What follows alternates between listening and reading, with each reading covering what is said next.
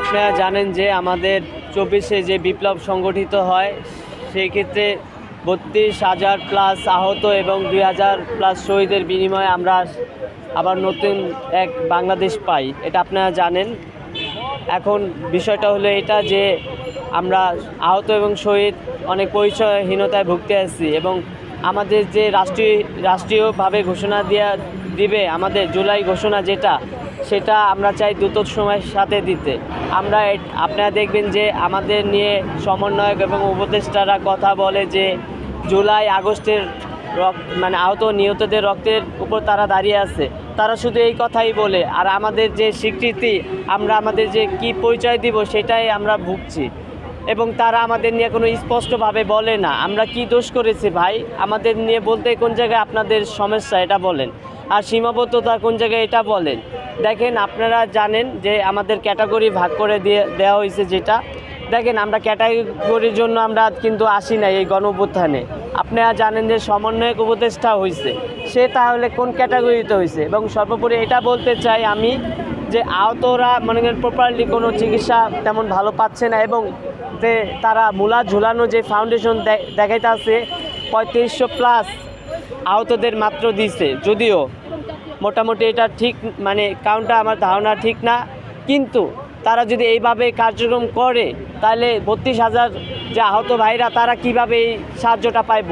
এটা তাদের কাছে অনেক প্রশ্ন এবং তাদের কাছে এটাই প্রশ্ন যে তারা কেন আমাদের জন্য স্পষ্টভাবে কথা বলতে পারে না, তাদের সমস্যাটা কোথায় আমি এটা জানতে চাই তাদের কাছে।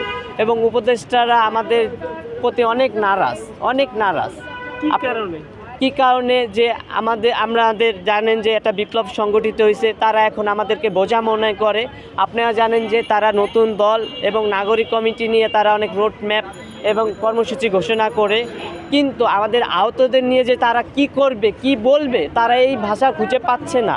এবং তারা এক কথাই বলে যে জুলাই বিপ্লবে আহতদের উপর রক্তের উপর দাঁড়িয়ে আছি।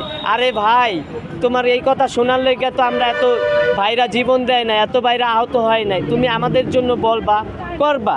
আপনারা জানেন যে 1971 সাল থেকে এই পর্যন্ত ভুয়া মুক্তিযোদ্ধা 50 বছর খাইছে। আপনি দেখবেন বিভিন্ন সোশ্যাল মিডিয়া এটা উঠে আসছে। আপনি আওয়ামী লীগের শাসন আমলে যে 25,000 গ্যাজেটভুক্ত হয়েছে নতুন করে মুক্তিযোদ্ধা। আপনারা জানেন এটা সত্যি যে লীগের ব্র্যান্ড এবং গোপালগঞ্জের ব্র্যান্ড ব্যবহার করে বিভিন্ন সরকারি দপ্তর অধিদপ্তরে চাকরি নিয়েছে, বিভিন্ন সুযোগ সুবিধা নিয়েছে সরকার থাকা দলের, ক্ষমতাশালী আওয়ামী লীগ দল। আপনি এটাও জানেন যে নির্লজ্জ আওয়ামী লীগ ফ্যাসিস্ট এখন পর্যন্ত এই ছাত্র জনতার কাছে ক্ষমাটাও চায় নাই, অনুতপ্তটাও হয় নাই। আর সেইখানে আমাদের সমন্বয়ক এবং উপদেষ্টারা আমাদের নিয়ে কোনো কথাই বলতে পারছে না। দেখেন, আমাদের বিপ্লব, আপনারা জানেন আমাদের বিপ্লব সংগঠিত হয়েছে। এই বিপ্লব যদি ব্যর্থ হয় তাহলে এই সমন্বয়করা তো জানেনই টাকা পয়সা আছে, ইনকাম করতে আছে, তারা কিন্তু ভাইগা যাইব, কিন্তু আমরা কই যাব?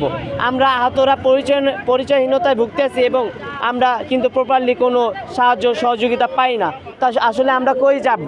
আপনারা জানেন রোডম্যাপ হয় নির্বাচন নিয়ে, সংস্কার নিয়ে, কিন্তু আমাদের নিয়ে তারা কোনো কথাই বলে না। আমরা চাই দ্রুত সময়ের মধ্যে জুলাইয়ের ঘোষণাপত্র দিয়ে আহত এবং নিহতদেরকে রাষ্ট্রীয় স্বীকৃতি দিবে এবং রাষ্ট্রীয় সম্পদে রূপান্তরণ করবে, কিন্তু আমাদের সমন্বয়ক এবং উপদেষ্টারা সেই কথা নিয়ে তারা ভাবেই না। তারা 9-6 করতে আছে, দল গঠন, এইটা করে ওইটা করে। আপনারা জানেন যে 200 টাকার একটা কম্বল দিতে তারা হেলিকপ্টার ইউজ করে। এটা কেমন কথা? যেখানে আহত ভাইরা মনে করেন যে দেখেন যে হসপিটালে কম্বলও নাই।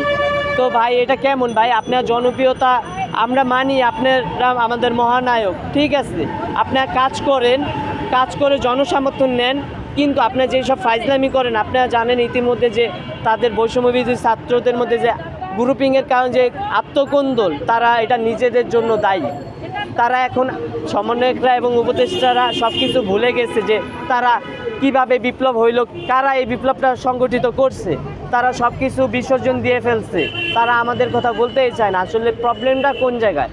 আপনারা জানেন যে আমাদের আহতদের চিকিৎসা এবং নিহতদের পরিবারের সাপোর্ট দেওয়ার জন্য কিন্তু জনগণ আমাদেরকে বাধাগ্রস্ত করতে আসছে না, তারা কোনো কথাই বলতে আসছে না। তারা চায় আহতরা পাক, প্রপারলি ট্রিটমেন্ট পাক এবং চিকিৎসা পাক বা তাদের পুনর্বাসন পাক, কিন্তু আমাদের সমন্বয়ক এবং উপদেষ্টারাই চায় না যে আমরা এইসব কিছু পাই, কারণ তারা গ্রুপিং করতে পারবে না, তারা দল করতে পারবে না যদি আমাদের নিয়ে তারা চিন্তা করে। আসলে আমাদের প্রতি তারা অনেক নারাজ, এটাই বলতে অনেক কষ্ট হয়। আমরা সম্প্রতি দেখতে পাচ্ছি যে জুলাই স্মৃতি ফান্ডের সার্জিস আলম, যে উনি ওইখান থেকে সরে আসতেছে। তো এইখানে আমরা কিছু কিছু সত্য না গুজব সেটা জানতে পারতেছি না। আমরা জানতে পারতেছি যে উনি কিছু টাকা পয়সা হাতিয়ে বিদেশ পালানোর জন্য হয়তো বা ওইখান থেকে সরে আসতেছে, নতুবা কোনো এই গ্রুপিংয়ের কারণে সরে আসতেছে। তো আপনি যেহেতু বললেন আপনি আন্দোলনকারী একজন আহত, তো আপনি এই বিষয়টা কি হিসাবে দেখতেছেন? দেখেন, সাজ্জিদ আলম ভাই যে আগে কর্মকাণ্ডটা আমি তুলে ধরি, এখন তো সে পদত্যাগ করছে, পদে নাই।